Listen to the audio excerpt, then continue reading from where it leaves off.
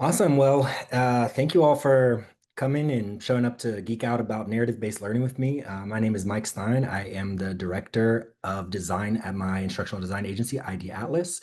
And one of the core approaches that we like to use is narrative-based learning. So I'm excited to share some of the foundations of why it's such an effective approach and to show and tell some of the projects that I've been working on over the past year or so that help demonstrate narrative-based learning in action. So I would first like to start with a question, and that is, what is your favorite fairy tale? You can type it in the chat if you'd like to participate. As you're thinking about that, I'd also encourage you, you don't have to write in the chat, but to think about what is the message of your fairy tale. That's kind of an interesting thing, especially as I have young kids. How many fairy tales are like listen to your parents? It's like do what your parents say or else. So uh feel free to oh nice. Lots of princesses. Yeah, yeah, so you're my son is just turned 3 and I have a 1-year-old daughter, and my son is really into the Three Little Bit. He's actually anything that has wolves he likes. So nice. There we go. Um, yeah, so fairy tales are really interesting. They are stories that have a lesson and they're generally passed down orally. And nowadays, lots of, it's interesting because initially it was orally and then we went into books and now we're kind of back to the visual oral tradition again with videos and things like that. But either way, there's some of the stickiest methods of teaching children in general, but specifically teaching children life lessons. So a lot of the common fairy tales, like Three Little Pigs, have to do with, like I said, obeying your parents. They might have to do with having good manners, like Goldilocks, or telling the truth, like Pinocchio. Um, and I thought it was an interesting kind of corollary, and we're going to use it to help frame our conversation just a little bit.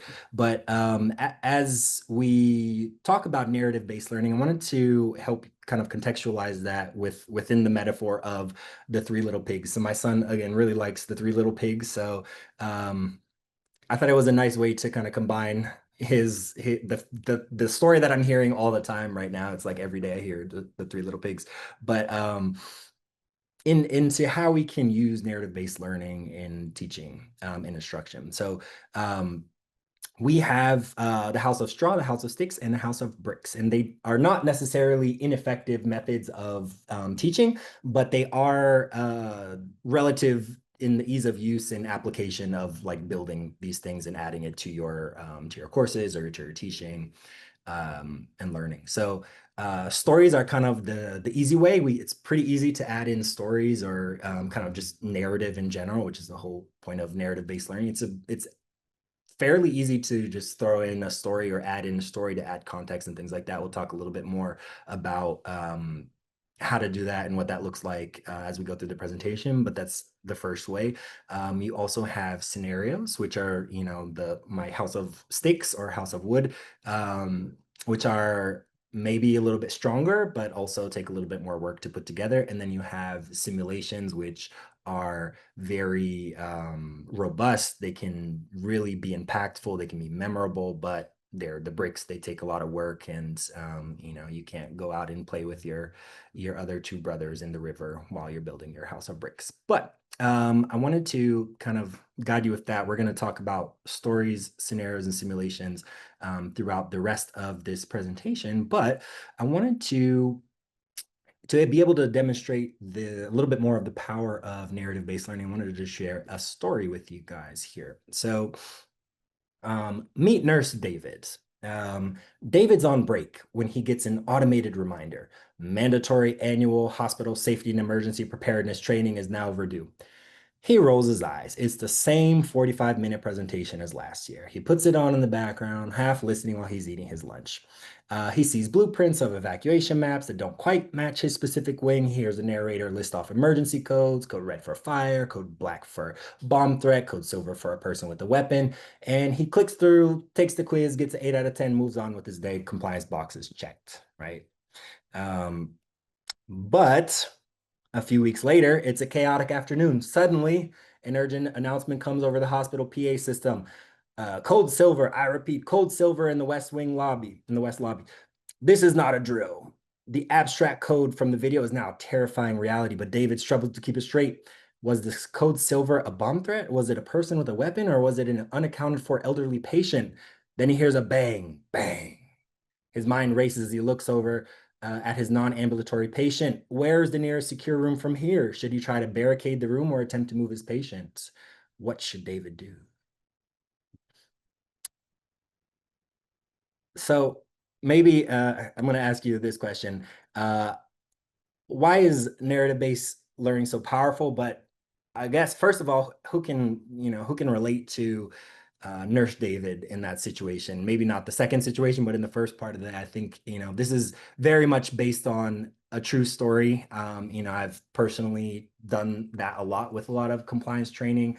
And it's, very tempting to just let it run in the background, skip to the quiz and just get through it, right? But why do we do that? We know that the information is important. We're talking about emergencies, preparedness, um, you know, potentially bomb threats, person with a weapon. These are serious topics, and why is that not enough to keep us motivated and engaged in the learning, right? So that's where I want to talk about narrative-based learning. Narrative-based learning appeals to 4 core principles of adult learning that I'm going to share with you here to help motivate and engage your learners. So the first one that we have here is urgency. So David didn't need to know that information when he was taking the training. In fact, probably the worst time for him to have to learn was when he's urgently needing to make decisions and his memory's being tested on what the color codes meant, right? Like I'm sure that after the fact, now he's never going to forget what a code silver is, but what can we do to help simulate that urgency without putting people into dangerous situations to make them remember? So in narrative-based learning, we can frame concepts as the solution to a real-world pressing task, right? So adults are problem-centered. We don't want to learn anything we don't have to know. So our brains are very efficient, and sometimes we need to create or simulate a situation to trick ourselves or our learners into needing to know that information right now.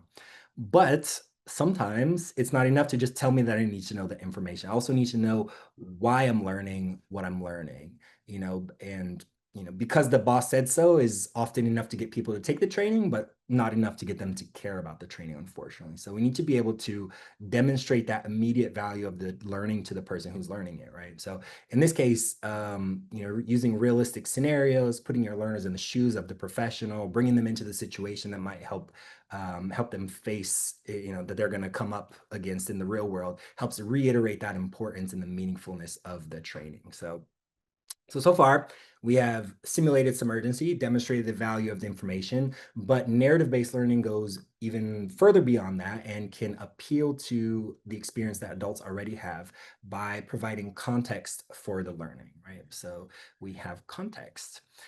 You can create richer learning experiences by providing details that enhance your story and help learners see through a different lens. So by providing the story around the emergency codes, you're able to contextualize those concepts in a space where they're actually being used. You got to see the consequences of what happens if you don't know the information. And it also helps you put yourself in the shoes of David to be able to use your own prior knowledge, your own experience to connect the importance of this concept to your own life, your own work, or your own situation that you're going through.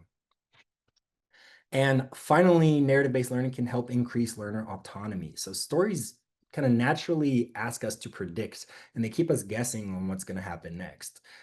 So when we're working with scenarios and simulations in particular, they're really good at that because they let learners decide how to approach a problem. Instead of just telling them, the one right way, you let them choose their own path, right? I asked if, should Nurse David try to barricade the door? Maybe he should try to move to a safer location. If he barricades the door, maybe he finds himself trapped in a place and then the patient starts going into cardiac arrest. If he tries to move, maybe he encounters the person with the weapon, right? So it's all about giving your learner that control and making them an active participate in their learning.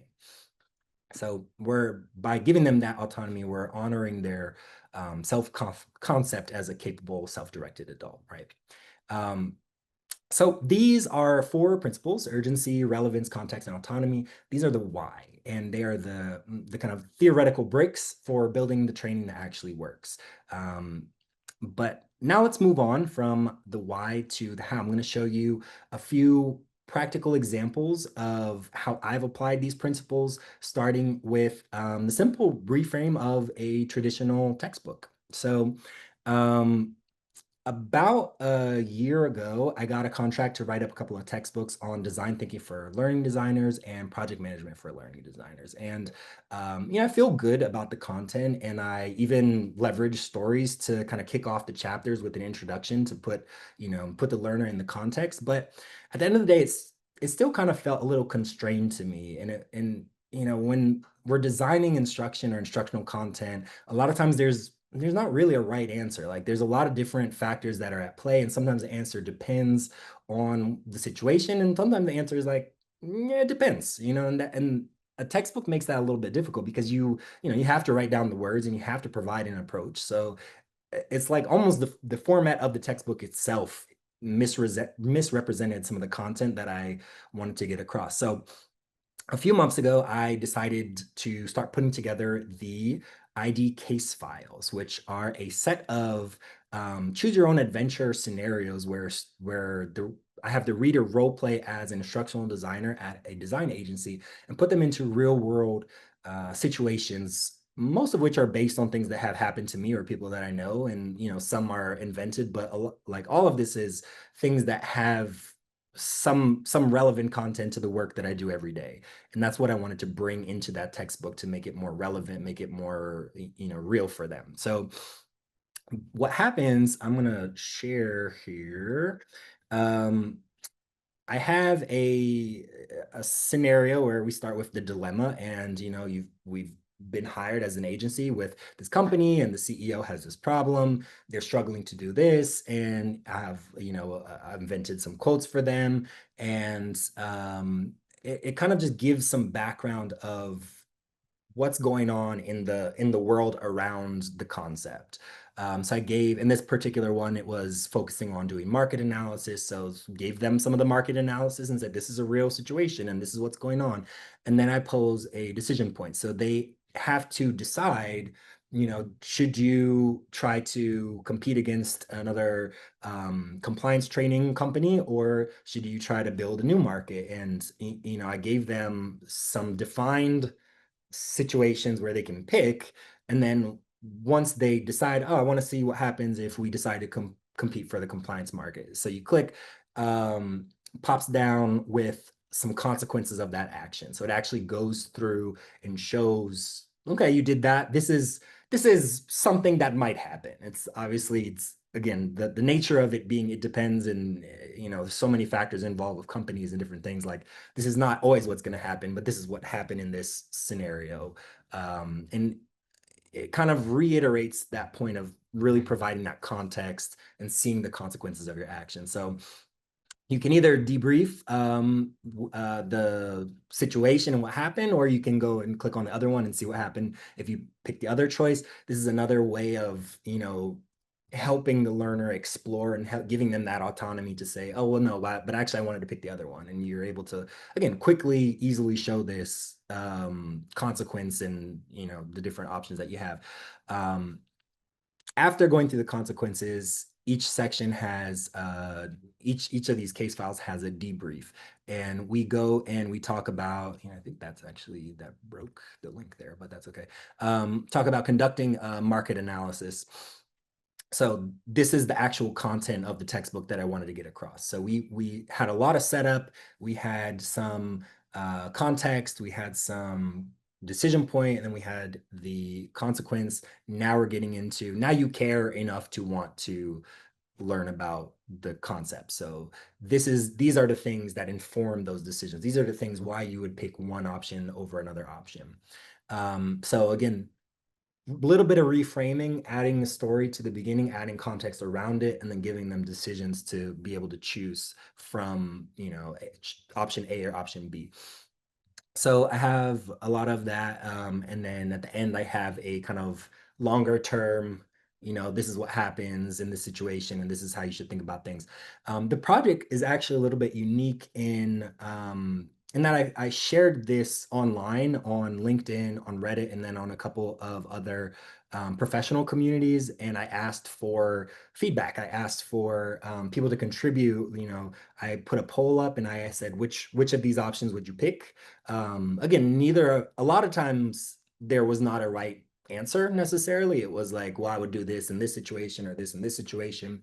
And I asked for people to comment on the posts and to say, you know, why did you pick that way, or what would you do? And I even challenged them to, you know, do you prefer a third option? Do you, a lot of times the answer was like, well, why don't you do both? So, you know, I think it was an interesting kind of professional perspective to be able to get. And I have the highlights of some of those summaries. So summary of the results. I have you know, the breakdown of the poll, what people chose, and then a couple of the featured comments from actual people in the field that said, I wouldn't do that, I would do this, or this is why I decided to pick that. So again, not saying that all learning projects are meant to be delivered in this format, but I did want to share this as an example of a way that you can adapt even just text to make it more engaging. So you don't have to, you know, I did add visuals with the, you know,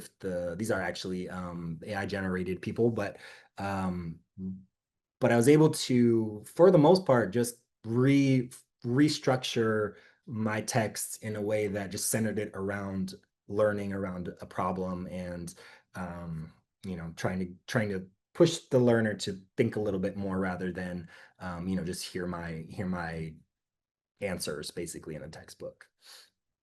So that is the first one. So that is our House of Straw. So adding stories to textbooks, adding stories to lectures, adding stories to any of these kind of things are, you know, a light way to get into this narrative-based learning thing. The next one, we're moving on to our House of Sticks. So we're getting into scenarios now. So this is for a client that does training for vegetation management workers for utility. So they're the people that trim the trees, or you know, spray herbicide on the rights of way to make sure that things don't grow into the power lines. And we had a multiple choice quiz, but instead of doing just a simple you know, knowledge check at the end where people can kind of just brute force their way through, they just click next question, click next question. I got a 3 out of 10. Let me just retake it. I'll memorize the answers, or I'll write them down, take screenshots, and we'll just kind of keep it moving. So instead of doing that, we decided to build it into a more interactive scenario-based thing. It's a lot like the ID case files in terms of providing some setup, then giving them a decision, and then allowing them to see the consequences of the action. Well, you chose the wrong one, you killed this cow. You know, I don't think the cow actually died. I think it got sick and the vet saved it, but it was a close call, and now the landowner is upset with you. So again, being able to show them the consequence of their actions was kind of the main point. So instead of it just being like, no, that's wrong, don't do that, it was, well, you actually just, you know, caused all of these issues with the company. You have an angry landowner, and this was narrated with voiceover, and we even had we had a couple different animations, so where you get yelled at, or you get a disapproval, shaking the head from the supervisor, or the thumbs up. And again, just providing the the main things that we want the learner to take away. The benefit of this style is with the feedback, they don't, if they get it right, they don't have to see this, but they can also go back and see like, well, what happened if I did do that thing that would kill a cow? And you can see kind of, oh, well, you know, the cow showed signs of cyanide poisoning because the cherry tree has, you know, the chemicals that can cause that. So anyway, it's just, again, another one a little bit more complex, but there's light ways that you can build things into this format. The next one is we're getting into our brick houses, and it is really something that does take a lot of time. It takes a lot of energy to build it, but the payoff is also a lot stronger, right? So this was, I was working with a university that was revamping some continuing education. They had a hospitality management program that they wanted to kind of redo, make it a little bit more engaging, make it more interactive. And one of the modules was just hospitality terms, right? It was just literally, we are gonna teach you these, you know, 30 terms or whatever about managing a hospital, or how a hospital is managed, and or sorry, not hospital, hotel. Still thinking medical, but so anyway, so the first thing that we kind of thought of was like, okay, well, we could put this into Quizlet, or we could put this into H5P and make some flashcards, or you know, have some terms and definitions and give them a glossary, give them a test at the end, and you're good. So that would have technically, you know, met the objectives, but is it very memorable? Is it very useful? Are students going to retain that after the fact? And that was where we were like, all right, let's rethink this a little bit. Let's try to make this a little bit more engaging. So we have, we kind of landed on, wouldn't it be cool if we could do kind of a hotel management tycoon? And we built a story around this, and it looks, again, a lot of AI imagery and character cutouts and things like that. But we based it around this narrative of, you know, these two young adults, their uncle passes away, and they inherit this not failing but not succeeding hotel. And you know, the brother is like, hey, let's sell this thing and make a bunch of money real quick, and the sister is like, no, we have so many memories here. This was, you know, this is Uncle Eric's dream, and you know, you can't just sell his dream away for $1 million.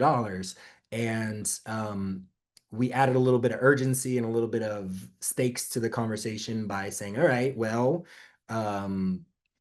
if you want to keep this hotel, you're going to have to turn it around and turn it into a 4-star hotel, you know, in like 2 years. And otherwise I'm going to sell it. And any other repairs you do, any other things that fix it up, I'm going to make more money, and you're going to have to pay me off at the end of 2 years either way. So it's a win-win for me, but you now have to manage this hotel and make it and run it and make it succeed. So it ended up actually being basically a calculator. Like there's a lot of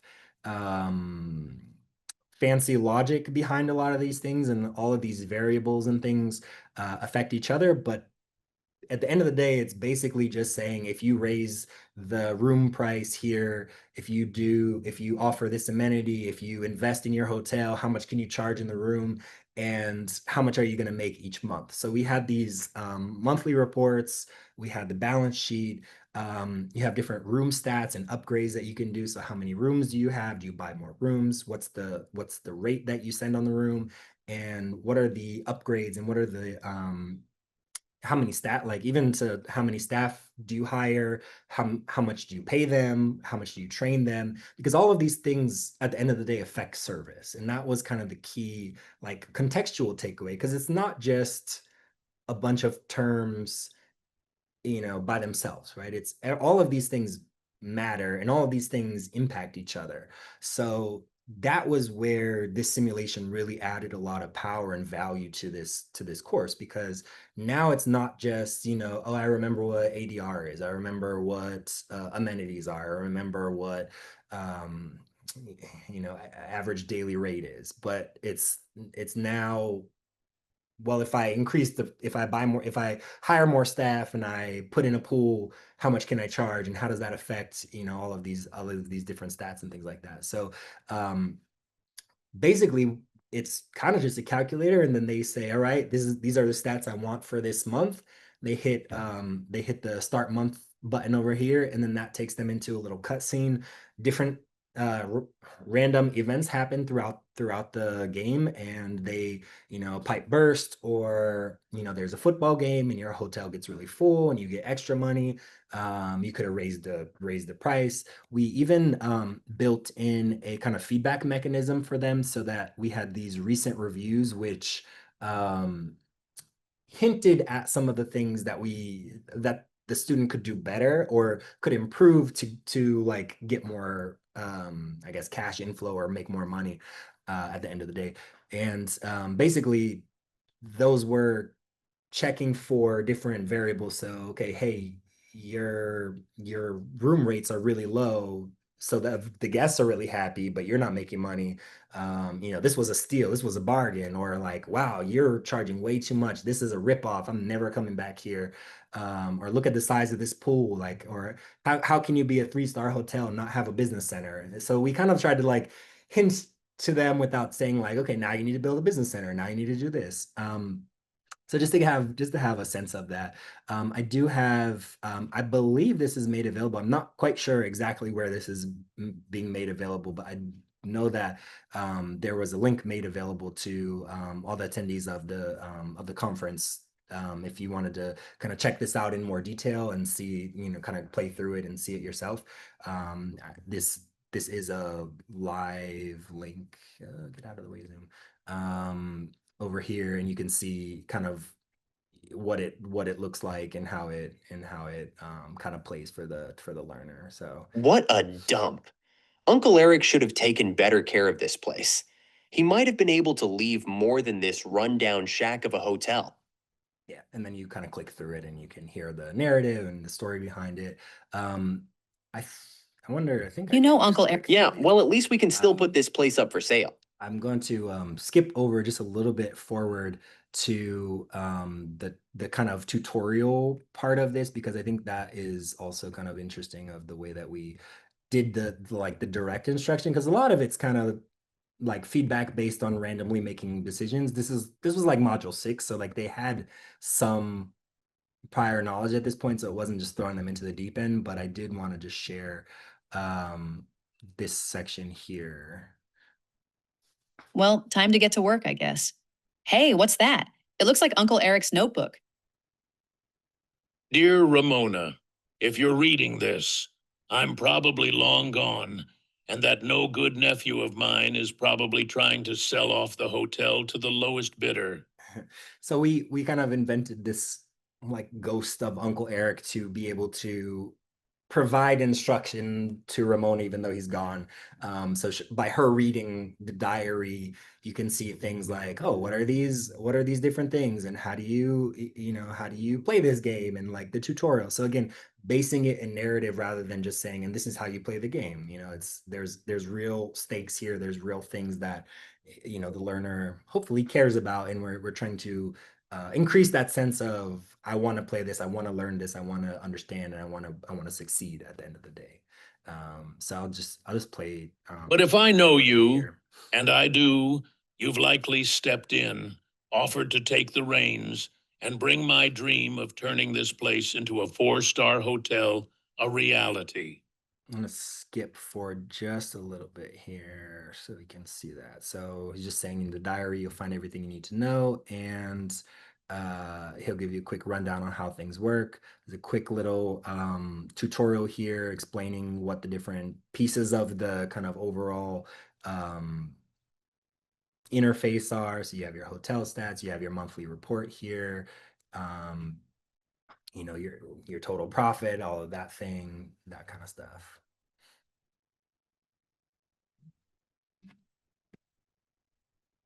Yeah. While this is playing, this is a video, and I can't skip forward, which is a bad design decision that I made, but that's okay. But while that's happening, Andrea had a question in the chat about how do you sell people on the extra time it takes to do this. That, I mean, that is a real concern, right? Like there is a legitimate ROI that you have to factor in when you're building something as, you know, robust as something like this. I think this took, I want to say like 80 to 100 hours, which is, this is a lot of time to develop something. But again, I think like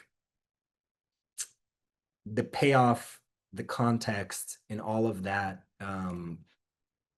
all of the benefits of that, I think valued that. And again, this was not a one-off thing necessarily, but it was a smaller, it was like one large investment to provide context to the whole course. So it was like, in terms of the budget for the entire project and the entire course, this was where we spent the bulk of the money to really provide that context, because it does have so many interconnected relations to this. So it definitely is something where you do have to get buy-in, and it's not always something where you're going to be able to do this for every single project, and not, and honestly, not every project really, or not every piece of instructional material warrants this much effort and development. And that's where, you know, you go back to Straw House or the Stick House and things like that. So yeah. So anyway, so that is this particular project. I did just want to point out that if you click on the diary here, I'm going to turn off the sound just so it doesn't play while I'm talking.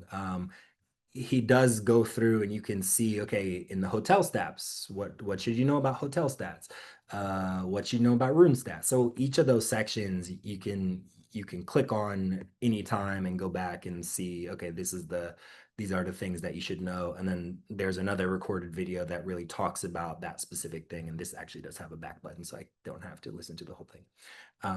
So anyway, again, just another way to create value, create buy-in, create urgency, create context, and really create autonomy. Because at the end of the day, if you fail, you, like, your brother sells off the hotel, and like Uncle Eric's not disappointed necessarily, but he's not so happy. And then in the positive side, then you can replay it, you win again. If you win, then, you know, he's like, great job, I know you could do it.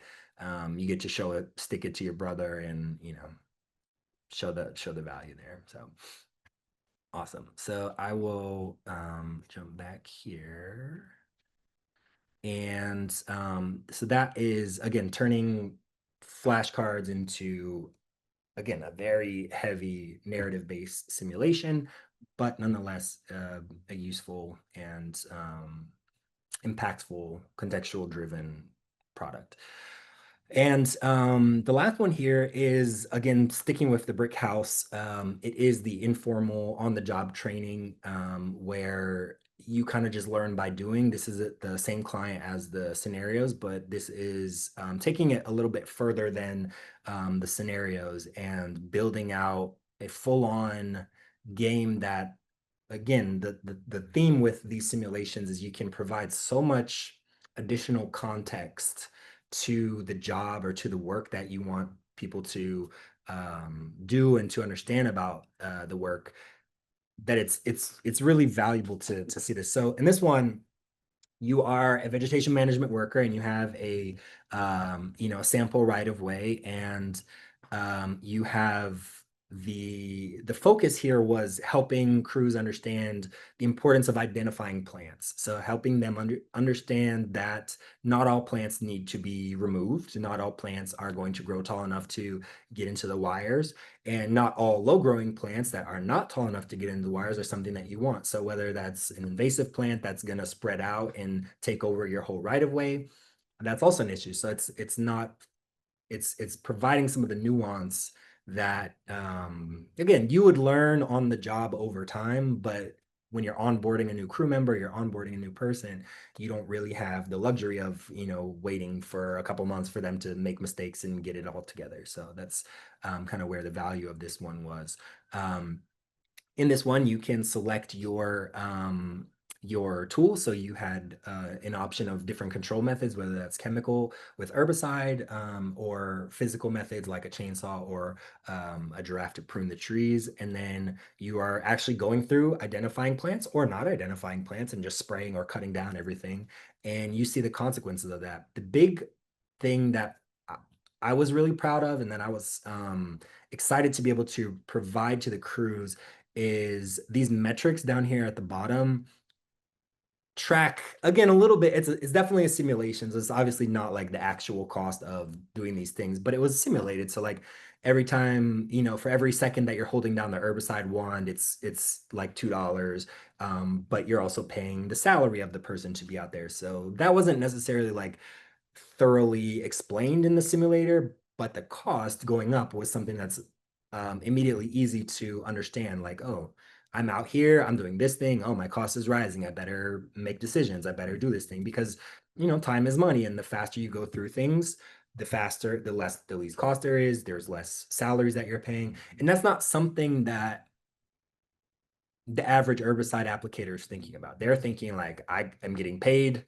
an hourly rate to go out and do this thing. But it gives you kind of the larger perspective of what you're doing out there, right? So yes, there's cost, but there's also control. So it's not that you're trying to get rid of all the plants, but you have certain plants that you need to control. So if they're incompatible with that particular area, you need to be able to treat them and take care of them in a way that's going to be effective. And if you spray a plant that herbicide is not effective, or if you cut a plant that's just going to grow back, then that's not real control, is it? So being able to show that percentage, which again is not something that's visible in the field. Like you don't have a little metric bar that says, oh, you didn't spray this plant enough, you need to spray it a little more because you didn't get full control. Like that is something where we are adding and augmenting the real world, but being able to make a point about, you know, you have to spray it enough. You have to make it so that you're getting enough herbicide on the plant, or you're cutting the tree correctly, or you're pruning this tree that needs to be pruned instead of cutting it down, that kind of thing. Yeah, it just shows the giraffe. I don't know. I think I'm gonna, oops, it's the wrong thing. No, I want to do. I'm gonna jump back over here and just show you a little bit of what it looks like. There is a tutorial here that does go through and talk about how to play the game, but if you wanted to just play the game, this link is also available. I'm not sure exactly where it is, but I'm sure that our hosts and our conference leaders can share that. So basically you can either just pick a control method, whether that's a chemical control method and see like foliar or basal mix, and it's a different mixes for the different plants that have very, you know, basil is going to work better on this plant if it's bigger. Foliar might work on that plant because it's younger. Or you have mechanical control, so you can select a chainsaw or a giraffe. The chainsaw was definitely my favorite one. It was really fun to have the graphic designer make this and then be able to, like, you know, animate this and have, you know, have stuff cutting. I'm totally not doing a good job right now on this game, but just to show you what it looks like. And then if you wanted to to identify a plant, you can zoom in and you see, oh, that's a sumac. It's actually compatible in the border zone and not caution in the wire zone, but for now it's in the border zone, so you're good. And it tells you kind of what to do there. So, oh, you can let this one grow. It shows you, and this actually is a real app that this client that I'm working for has built, and it mirrors the app that they actually could use on the job. So it also is kind of training them to like use this app to help you. And then you also have on the top right over here, you can see, let me get rid of this. You can see you have an allotment of herbicide, and if you spray too much or you spray the wrong things or you don't do it appropriately, you will run out and you will not be able to achieve 100%, you know, control of all of the target species. So at the end of this thing, you can clock out when you're finished, and you get some. All right, the audit's done.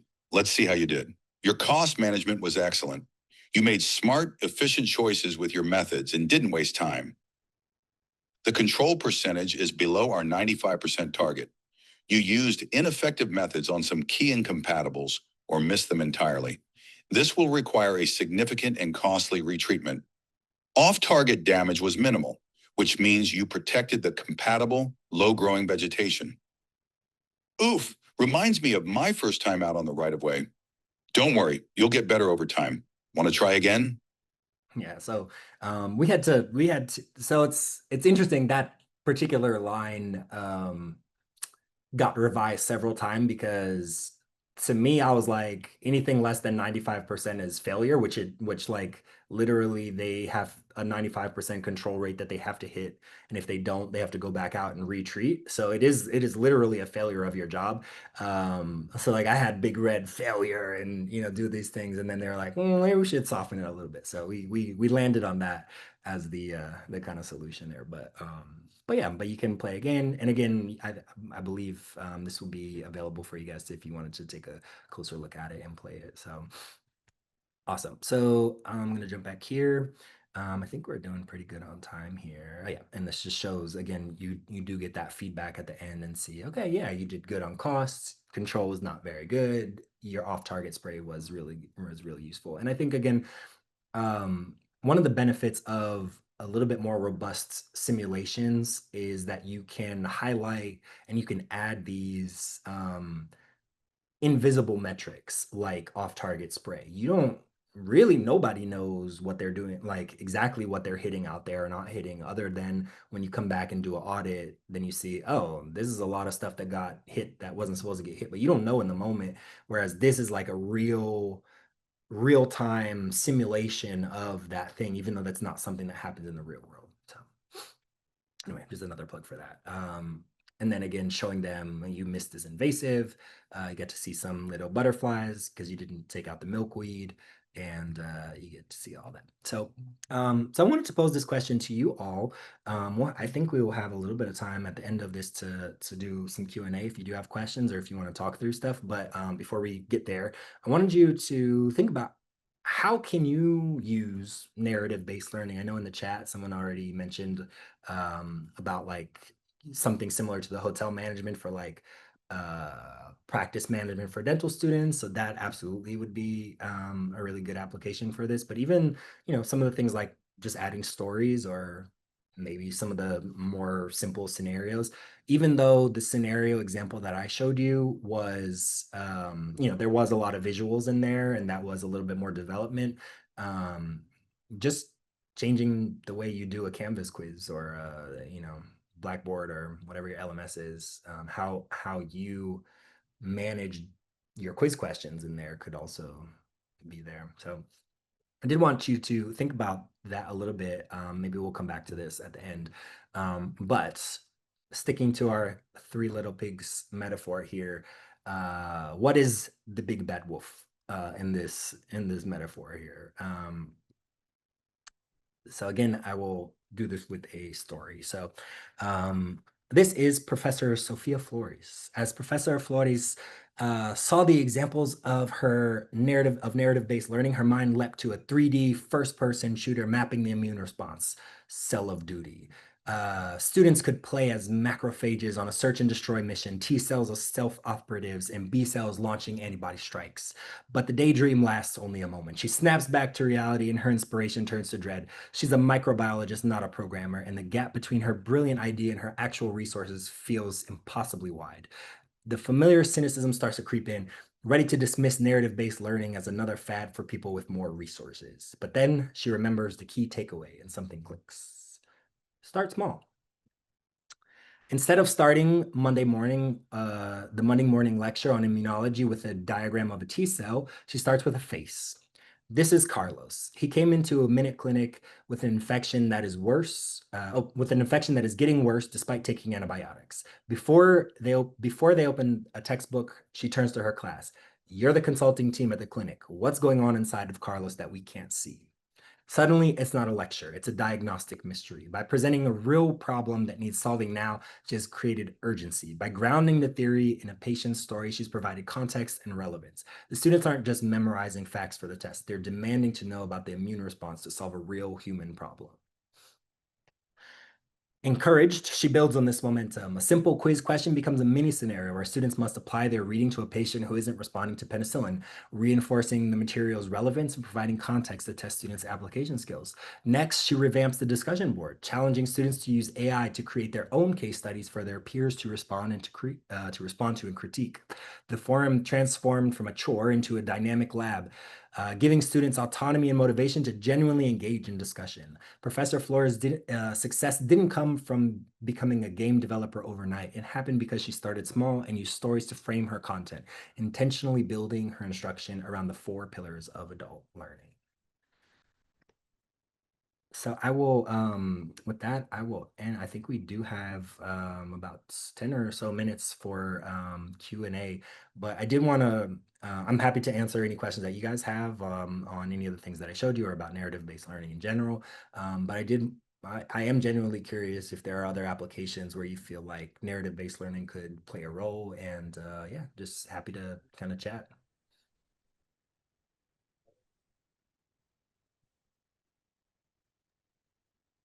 We did have a couple questions come through. Unfortunately, she had to jump off. She had a conflicting meeting at 10, but the first one was, how do you sell people on the extra time it takes to do something like the hotel scenario? And there was a secondary question. Also, it was staff having to be covered to have time to do it. Right.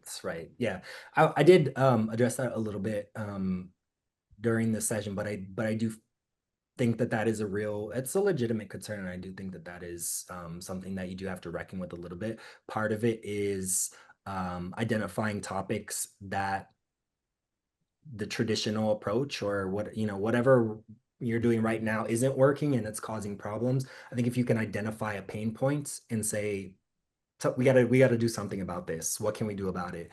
And then trying to again, start small. So what is the minimum viable narrative-based learning product that will be able to pilot to see if this makes a difference? And then thinking about tracking and measurement and thinking about, okay, how can we show that this works and show that this matters, so that you can get that buy-in, so that later down the line you can build something a little bit more. But I would totally agree, unless you already have the budget or you already have someone that's interested in it, it's really difficult to say, like, let me build this huge practice management scenario. I think that is, it's a hard ask for sure. I see some more questions in the chat. Yeah, I think for measuring engaging success from the style of learning, I think you really do kind of have to treat it like a little bit of a mini research project, and look at testing scores. Again, I think it starts in the analysis phase of figuring out where you're going to get the most bang for your buck. This is not something that I would say, like, build your entire course out of these huge, robust, complex simulations, but I do think that there's value in picking something that is complex or something that does tie together the whole course and say, okay, what can we do with this particular thing to make it better? And then tracking performance data before and then tracking performance data after. It's always difficult in higher ed and in academic settings to say, compare apples to apples, because there's variables, and these students just got it and these students just didn't get it. And I think that's always something that you have to reckon with. But I do feel like you can absolutely get qualitative feedback from your students after trying something. If you wanted to use scenarios and things like that, I think that, how did you guys feel about this quiz style versus the traditional quiz style? How did you feel about this lecture versus the last lecture? I think there is some minor things you can do, but yeah, if you're looking at building a real robust, like, brick house level simulation, you really want to think about measuring that success up front for sure. Yeah. Yeah, a lot of good questions here. The tools that I use right now, the simulations, I'm using Construct 3. I'll put that in the chat if you're interested. It is a full game engine. So again, it's not something that I would say, like, just pick up in your spare time with all the free time that you have, I'm sure. But it is a very powerful engine that you can do. I would say that for some of the more simple scenario type things, you can totally do this in PowerPoint. A lot of this stuff, it's not as like self-running necessarily. But you could absolutely just tell students to put it into presentation mode and just click through it. You can set up, links on shapes to jump to different slides based on the answers. That's a really, if you're familiar with PowerPoint or Google Slides already, that's a really easy one. The one that I have recently been using is Genially. I don't know if you guys are familiar with that. Genially does it's between a full-blown authoring tool, which maybe it is a full-blown authoring tool now. It's pretty good. And presentation software, so it feels a lot like PowerPoint, a little bit more modern. It's more similar to Google Slides than PowerPoint, but that would be another one. And then I'm gonna throw a plug for just Canva AI. It's probably the cheapest way to get into like vibe coding. I don't know how much you guys are into that kind of thing, but you can literally type in, if you design your like outline and structure, you can just type it into the AI kind of messaging system there, and it will generate the HTML code for you, and it will create something that just kind of works. And then you can kind of continue to prompt it to say, well, I like that, but fix this thing, fix that thing. For simple things, I think it works really, really, really well. I would say those three things. Construct, if you got a lot of free time and you're just like, I really love game engine, or you have some prior experience with like it is visual based coding, but having some understanding of coding helps. But Genially and Canva are both really user friendly if you were wanted to get started. Yeah. Let me see, what are some of the other questions here? Make sure that we're not running out of time. Yeah, what's the process for coming up with applicable stories and scenarios? I think that's a good point. A lot of it is probably a lot of AI as well, just giving a first like crack at it and say, hey, here's my content. I want to come up with a scenario that demonstrates this content. I want it to be a choose your own adventure style. Give it a lot of parameters and give it a lot of instruction. Just don't say like, give me scenario based learning for X topic, but really think about it yourself. I think doing the design is the harder part, and then once you have a little bit of like the direction that you want to go, throw it into AI, and you can take that output and just kind of continually refine it. That is a lot of where I go. I do have kind of, I don't know, the way that I like to do it, I guess, which is that similar, like, here's some context, here's the dilemma. It's a lot like the ID case files, where here's the context, here's the situation, here's the decision, here's the choices that you're going to make, here's the consequences of those choices, and then here's the feedback. So that general structure is generally what I follow and what I even would instruct AI to do. So for the most part, a lot of my scenario-based stuff follows that structure, but I would say that that's probably my process. And then at the end of that, definitely get some feedback, like test it out with either with students or with colleagues and see, what do they think about it, and how does that work? What else do we got here? Yeah, suggested resources. I don't know there's a whole lot of suggested resources that I personally have for this. I would say there is a instructional design certificate from, I think it's Duke, that is around $400 or $500, which is, as far as instructional design certificates go at the graduate level, that's not too bad. But they have a module on narrative-based learning. Again, I don't know that it's gonna necessarily give you a whole lot more than this session or other things like that, but I would say definitely look. I mean, yeah, AI again. I don't want all my answers to just be look it up on AI or just use AI, but I do think that you can learn a lot from there. And then yeah, but I don't have like a channel on YouTube that's like narrative based. Although I'm sure that exists if you YouTube it, but sorry, I don't have real good answers for that. Yeah, okay. Paul had a point doing ID project to convert contents of a book on substance use treatment. I don't know if the project will allow for in-depth simulation, perhaps.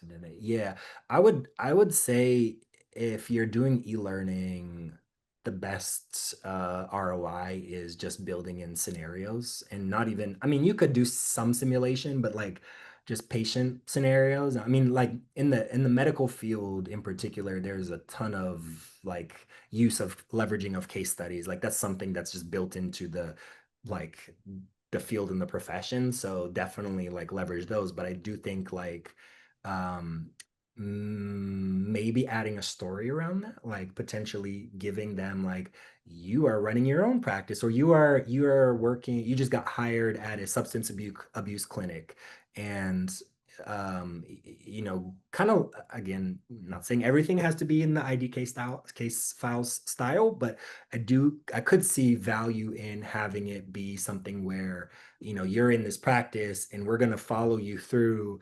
And I created this, the senior designer, the director of design, Sky, because she's the one that gives you the instructions. So potentially having a guide or a leadership figure to provide feedback or to show the student the ropes, because part of it is exploration, right? So being able to give them that kind of guidance through a persona or through a character that continually like walks through them. If you're looking at like the entire course as e-learning, that might be an interesting approach there for sure. Yeah, substance, I mean, you got some real interesting content for some case studies and for some scenarios for sure for substance abuse. Yeah, sounds like a lot of fun and a lot of interesting content to come up with. Yeah, I don't know if I did. Well, I'm not sure. I think we're at time. Okay. Awesome. Thank you, Mike. That was great. Yeah, appreciate it.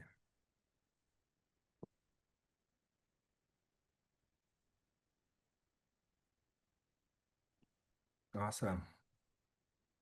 Cool.